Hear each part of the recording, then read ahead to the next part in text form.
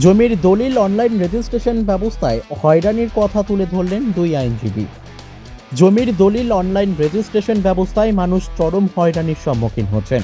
কোনো রাগঠাক না করেই এ বিষয়ে নিজেদের প্রতিক্রিয়ায় সাধারণ মানুষের হয়রানির কথা তুলে ধরেন শিলচর বার অ্যাসোসিয়েশনের দুই সদস্য তথা আইনজীবী সৌমেন চৌধুরী ও তুহিনা শর্মা। তারা জানান, অনলাইন রেজিস্ট্রেশন এটা কোনো নতুন ধারণা নয়। দেশের অন্যান্য রাজ্যে এটি অনেক আগেই বাস্তবায়ন হয়ে গেছে, আর নতুন কিছু তো মানুষ স্বাভাবিকভাবেই গ্রহণ করবেন। কিন্তু অনলাইন রেজিস্ট্রেশনের নামে কেন এত হয়রানি করা হচ্ছে সাধারণ মানুষকে, এই প্রশ্ন ছুড়ে দেন আইনজীবী তুহিনা শর্মা। তিনি বলেন, বিভাগীয় কর্মচারীরা যদি অনলাইন রেজিস্ট্রেশনের বিষয়ে তাদের অনভিজ্ঞতার পরিচয় দিয়ে যাচ্ছেন, তবে তাদের প্রশিক্ষণ দেওয়া উচিত। কিন্তু তা না করে কর্মচারীদের অনভিজ্ঞতার জন্য সাধারণ মানুষকে হয়রানির শিকার হতে হচ্ছে, যা কখনোই মেনে নেওয়া যায় না। তিনি বলেন, এটা আর কিছু নয়, সরকারের মানুষের সঙ্গে প্রতারণার কৌশল মাত্র। এদিকে আইনজীবী সৌমেন চৌধুরী বলেন, সারা দেশে যেখানে দলের রেজিস্ট্রেশনের জন্য কোনো বিশেষ অনুমতি ও এনওসি এর দরকার হয় না, কিন্তু আসামে রেজিস্ট্রেশনের সঙ্গে জুড়ে দেওয়া হয়েছে যে অনুমতি নিতে হবে, আর বলা হয়েছে যে অনুমতির ভিত্তিতেই দলিল রেজিস্ট্রি হবে। এটা একটা অযৌক্তিক নির্দেশনা বলে তিনি জানান। বলেন, রেজিস্ট্রেশন অ্যাক্ট যা বলছে তাতে দেখা যায় অনুমতি দেওয়া হবে শুধুমাত্র ক্রেতা ভারতীয় নাগরিক কিনা সেটা নির্ধারণ করতে, কিন্তু এখানে মাসের পর মাস লেগে যায় কেবলমাত্র এই বিশেষ অনুমতি প্রাপ্তির জন্য। কিন্তু গত সোমবার অর্থাৎ 19শে ফেব্রুয়ারি থেকে যা শুরু হয়েছে তা কল্পনার বাইরে বলে জানান আইনজীবী সৌমেন চৌধুরী। বলেন, হঠাৎ করে দলিল রেজিস্ট্রি বন্ধ করে দেওয়া হয়। বলা হয়েছে নতুন ব্যবস্থার সংযোজন করা হচ্ছে, আর নতুন ব্যবস্থা মোতাবেক এখানে দলিল রেজিস্ট্রি হবে তা গুয়াহাটি থেকে যাচাই হওয়ার পরে বলে দেওয়া হবে যে রেজিস্ট্রির আবেদন বৈধ কিনা। এখানেই শেষ নয়, এখানে সার্কেল অফিসে ফের যাচাই করা হবে, তারপরই দলিল পাওয়ার যোগ্য হবে আবেদনকারী, যা সম্পূর্ণ অযৌক্তিক ও সাধারণ মানুষকে হয়রানির সম্মুখীন করা ছাড়া আর কিছুই নয় বলে জানান Soumen. Bureau report, Nababarta today. দেখুন, বিগত কয়েক বছর ধরে এই রেজিস্ট্রেশনের নামে মানুষকে বিভিন্নভাবে হয়রানি করা হচ্ছে।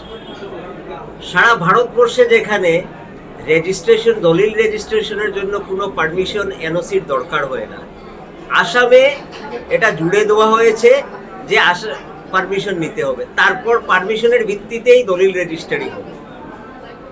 এটা একটা অযৌক্তিক। যদি আমরা রেজিস্ট্রেশন অ্যাক্ট যা বলছে সেটার হিসেবে যদি দেখি, পারমিশনটা দেওয়া হবে শুধুমাত্র যে ক্রেতা সে ভারতবর্ষের নাগরিক কিনা, কিন্তু মাসের পর মাস লেগে যায় একটা পারমিশন পেতে। এরকম পরিস্থিতি আমরা দেখে আসছি। কিন্তু গত সোমবার থেকে যেটা শুরু হয়েছে সেটা মানে কল্পনার বাইরে। হঠাৎ করে রেজিস্ট্রি বন্ধ করে দেওয়া হলো, বললো যে আমরা নতুন সিস্টেম ইন্ট্রোডিউস করছি।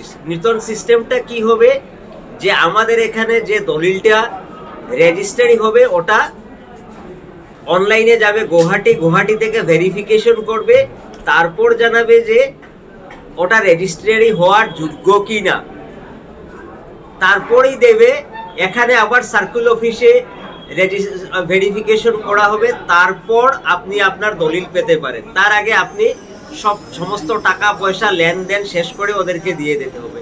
এটা অত্যন্ত অযৌক্তিক একটা পরিস্থিতির সৃষ্টি করা হয়েছে। জানি না কোন আমলার মাথা থেকে এটা এসছে। আমরা দেখতে পাচ্ছি যে মানে যারাই এই পলিসিগুলো ফর্মুলেট করছেন ওদের কোনো ধারণা নেই যে প্র্যাকটিক্যালি কি হচ্ছে। যদি এটা হয়ে থাকে তাহলে পারমিশন দেবেন কেন? পারমিশনের সময় ওরা বলে দিতে পারেন যে ওই জমিটার দাম কত হবে,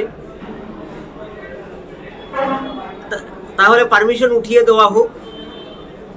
ওনারা 500 টাকা করে 1000 টাকা করে নিচ্ছেন একটা সেপারেট ফিজ, ওটা পুরো ভারতেই নেয় দলিল রেজিস্ট্রির সময়। কিন্তু ওটা অ্যাকচুয়াল ব্যাপার হলো যে ওরা একটা ওয়েবসাইট মেনটেন করে যেখানে ল্যান্ড রেভিনিউ এবং ল্যান্ড সেটেলমেন্টের সব কিছুর হিসেব থাকে, যাতে করে মানুষের সুবিধে হয়। কিন্তু আমাদের সরকার চলছে এখন বর্তমানে, এবং আমাদের এখানে যা পরিস্থিতির সৃষ্টি করা হচ্ছে যে মানুষকে কিভাবে হয়রানি করা যায়, প্রচণ্ড হয়রানি হচ্ছে। মানুষ তার জমি বিক্রি করে টাকা পয়সা জোগাড় করে যাবে, চিকিৎসা করাতে যেতে পারছে না। আমার কাছে একটা দলিল আছে যেটা করাবো, আমরা গত সোমবার থেকে আজকে পর্যন্ত ঘোরাঘুরি করছি কিন্তু হচ্ছে না। কেন? সেই মানুষটা ক্যান্সার পেশেন্ট, মানুষটার জায়গাটা বিক্রি হলে, দলিলটা হলে টাকা পাবে, টাকা দিয়ে ও যাবে চিকিৎসা করাতে। কিন্তু এই সরকারের এই যে অবস্থা চলছে, মানে তুগলকি একটা প্রত্যেক দিন তুগলকি একটা করে রুলস দেওয়া হচ্ছে। সেই তুগলকি রুলসে আমরা আম জনতা যারা আছি একদম পিষ্ট হয়ে যাচ্ছি। কিন্তু আমাদের এখানের যারা, আমাদের কাছাড়ের 7জন এমএলএ আছেন, একজন এমপি আছেন, বরাক উপত্যকায় মিলিয়ে 15 জন এমএলএ আছেন এবং 2 জন এমপি আছেন। ওরা কি জানেন ওরা কিসের পাবলিক রিপ্রেজেন্টেটিভ? এটা তো মানুষের যে কষ্ট হচ্ছে ওটা সরকারের দরবারে কে পৌঁছে দেবে? এই এমএলএ এমপি গুলো। কিন্তু চরম অপদার্থ এই এমএলএ এমপি গুলো, ওরা কিছুই বলতে পারে না। তাই আমাদের জনগণকে সোচ্চার হতে হবে এই ধরনের তুগলকি আইনের বিরুদ্ধে। আমরা এই যে সিস্টেম ইন্ট্রোডিউস করার চেষ্টা হচ্ছে, আমরা এটার উকিল সমাজ থেকে প্রচণ্ড বিরোধিতা করছি। আমাদের দলিল এখানে রেজিস্ট্রি হবে, এখানে দেখা হবে, না হলে সাব রেজিস্ট্রারের দরকার কি? সাব রেজিস্ট্রার হ্যাঁ, এই যে অনলাইন সিস্টেমটা নতুন একদম সেটা আমরা বিভিন্ন সময় ওয়েস্ট বেঙ্গল গেছি, আমি নিজে কর্ণাটকে গেছি, দলিল রেজিস্ট্রি করে। আমাদের পার্শ্ববর্তী রাজ্য ত্রিপুরাতেও একই সিস্টেম আছে। ওরা যেটা বলতে চাইছে কিছু নয়, এটা মানে একটা গিমিক সৃষ্টি করে শুধু মানুষকে হয়রানি করা। আর কতটা সেন্টার, নতুন সেন্টার ওরা সৃষ্টি করবে টাকা কামানোর জন্য। সামনে বলবে আমরা খাবো না, দেবো না, কিন্তু নতুন জায়গা সৃষ্টি করবে যেখানে মানুষকে গিয়ে টাকা দিতে হবে। এখন হয়তো আমাদের মনে হচ্ছে যে গুয়াহাটিতে আরো বেশি পয়সার দরকার, টাকার দরকার, হ্যাঁ, ছোট্ট সেন্টারগুলোতে নয়। তাই এই জন্য এই সিস্টেমগুলো বানানো হচ্ছে। কি বলবো, যে অনলাইন রেজিস্ট্রেশন যেটা, এটা কিন্তু নতুন কোনো কনসেপ্ট না। এটা অনেক অন্যান্য রাজ্যগুলোতে অনেক আগেই ইমপ্লিমেন্ট হয়ে গেছে। আর নতুন জিনিস তো অ্যাকসেপ্ট করার মতোই জিনিস, কিন্তু এই অনলাইন রেজিস্ট্রেশনের নামে কেন এত হয়রানি করা হচ্ছে, এটা আমাদের প্রশ্ন। অনলাইন রেজিস্ট্রেশন যদি ওরা বুঝেই না, ওদেরকে আগে ভালো করে ট্রেনিং দিক। আমি তো মনে করি স্টাফরা এই সম্পর্কে অবগতই নই। সরকারের কোনো জিনিস ইমপ্লিমেন্ট করার আগে সরকারি স্টাফকে প্রপারলি ট্রেনিং দেওয়া উচিত। এখানে বেশিরভাগ লোকই কাজ জানে না, জিজ্ঞেস করলেই বলে এটা অনলাইন হয়ে গেছে, এই আমাদের সার্ভার ডাউন হয়ে গেছে, এই আমাদের সেই হয়ে গেছে। ওয়াই কমন পিপল কেন সাফার করবে? কারণটা কি? এটা তো নতুন কিছুই না, অনেক আগে এটা ইমপ্লিমেন্ট হওয়া উচিত ছিল। তাহলে এটার কারণ কি? এটা কিচ্ছু না।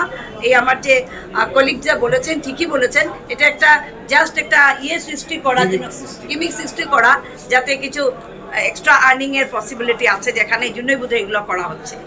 গভর্নমেন্ট করছে সব রুল তো গভর্নমেন্টই বানায়, রুল ছাড়া যাতে তার অফিসার এবং রুল তো গভর্নমেন্টই, রুল তো অন্য কেউ বানায় না। ওরা বেশি করে কামাতে